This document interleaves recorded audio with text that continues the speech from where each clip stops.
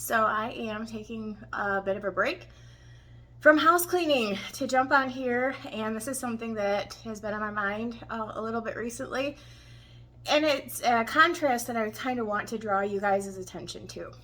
In 2 Peter 3, there is the verse that says, knowing this first, that there shall come in the last days scoffers, walking after their own lust, saying, where is the promise of his coming? Now, a couple things. Walking after their own lusts means that they're unsaved. This is the walking in the flesh versus walking in the spirit.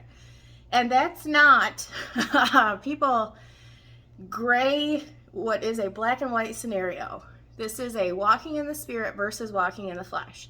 When you are saved, your baseline becomes walking in the spirit, and you cannot walk in the flesh. Doesn't mean you can't sin. Of course we can. But that is not classified as walking in the flesh. Walking in the flesh, or walking after their own lusts, is demonstrative of an unsaved person. It's one of two, can't be both, and if one, then not the other. So 2 Peter 3 is talking about unbelievers. So in the last days, they're going to say, where's the promise of his coming? For since the fathers fell asleep, the world has continued forever and ever, forgetting that God once destroyed the world by water, and he's going to destroy it again by fire. That's the gist of that chapter. So that actually translates over to Matthew 24, where it talks about the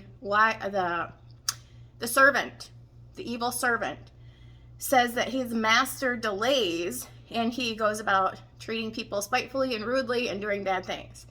That is, in the last days, people who are unsaved, because the master who is away is Christ, and he will return and give people rewards according to, what they did, be it good or bad.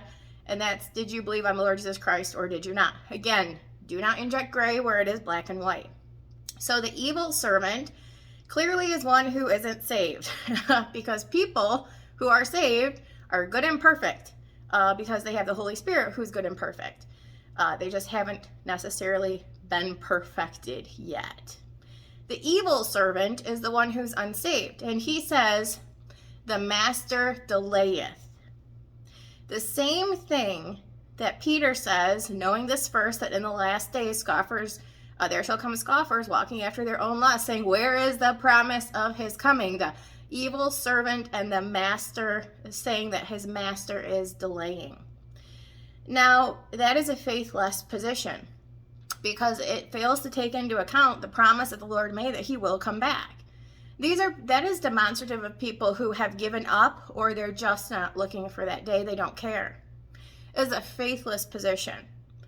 The contrast of that is believers who will be rewarded because of their faith, which in Revelation 3:10 is called keeping the word of his patience. The terminology of scoffers in the last days saying, where is the promise of his coming? Or otherwise stated, the evil servant saying, my master delayeth, is the faithless position.